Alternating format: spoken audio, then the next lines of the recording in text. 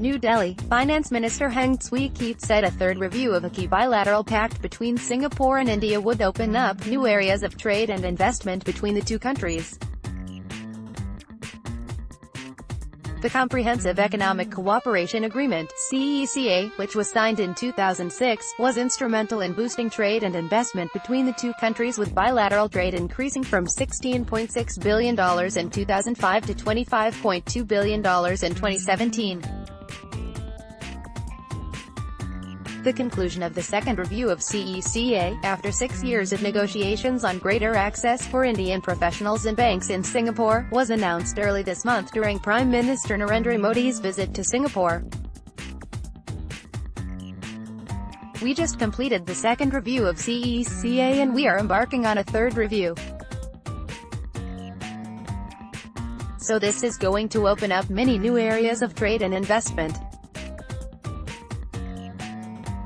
As the Indian economy continues to grow, there are many areas we can explore in trade and investment," said Mr. Heng on Friday, June 29, at the end of his visit to India this week, during which he met a cross-section of business and political leaders. Mr. Heng met Minister of Road Transport and Highways, Shipping and Water Resources Nin Gadkari, Minister of Railways and Coal Piyush Goyal, who is also Finance Minister, and Minister of Commerce and Industry Suresh Prabhu. Mr. Heng described his discussion with the Indian ministers as fruitful, and said that ties between Singapore and India are long-standing and deep. But he also noted that the two countries could not be complacent. "There are many changes that are happening in India. There are many changes happening in Singapore and many changes in the global economy.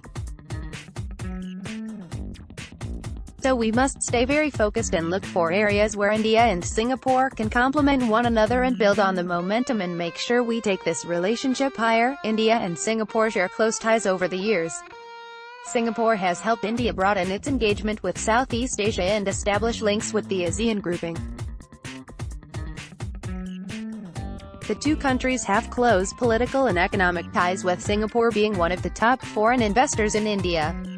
Mr. Heng identified 4 areas where the two countries could work together: infrastructure, boosting air connectivity, digital connectivity, and greater trade and investment. On air connectivity, Mr. Heng noted that Singapore could serve as a base for India venturing into ASEAN and the rest of the world. India will certainly be looking at air connectivity with different countries in ASEAN and Asia and the world. "I think Singapore can serve as a very good base for developing that connectivity in the first instance," he said. He noted that air connectivity is key to developing tourism, developing businesses and developing trade and investment. "So I hope that as India reveals its air connectivity plans, Singapore will be a major part of this story and we can enhance our bilateral air services agreement in a significant way," said Mr. Heng. There were nearly 500 weekly flights between Singapore and India, with over 4 million passengers traveling between the two countries last year. He also hoped for stronger economic relations between ASEAN and India, and also among China, Japan, South Korea, India and ASEAN, while pushing for good progress on regional comprehensive economic partnership negotiations in the coming months.